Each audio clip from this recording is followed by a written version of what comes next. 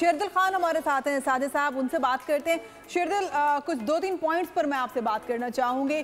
Cricket में engineering from India side, ऑल्ट्रेशंस और cricket का IMF, so do you think कि ये सब वाकई इन्फ्लुएंस कर रहा है वर्ल्ड वाइड क्रिकेट को एज अ सपोर्ट?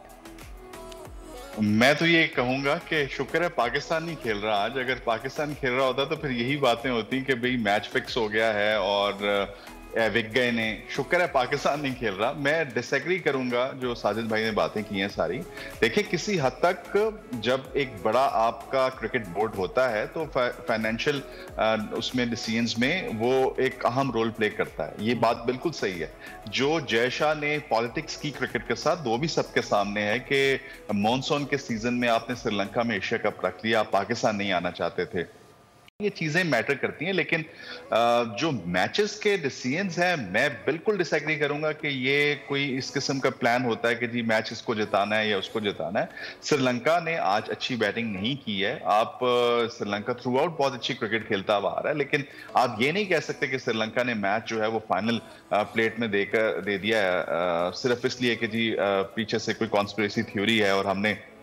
और उस दिन भी पूरा मैच बांग्लादेश की टीम ने जबरदस्त खेला और उसमें आपको क्रेडिट देना चाहिए तंजीम को, मुस्तफिजुर रहमान को, जितनी अच्छी बॉलिंग किया। आप उन प्लेयर्स से क्रेडिट क्यों ले रहे हैं, उन टीमों से क्रेडिट क्यों ले रहे हैं जिन्होंने अच्छी क्रिकेट खेली है?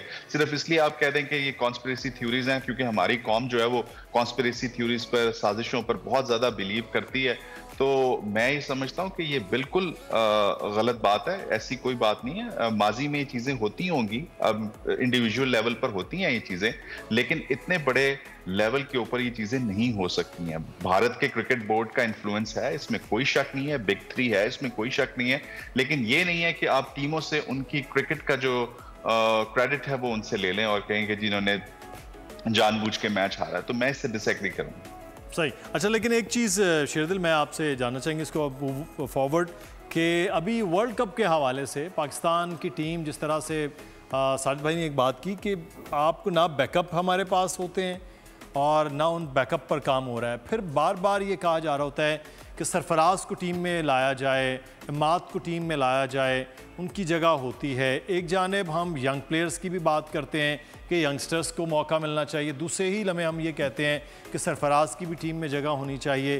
तो कहाँ पे हम, मतलब एक रिजवान है, परफॉर्म कर रहे हैं तो रिजवान को हटाना चाहिए, बैट्समैन के तौर पर सरफराज को लाना चाहिए?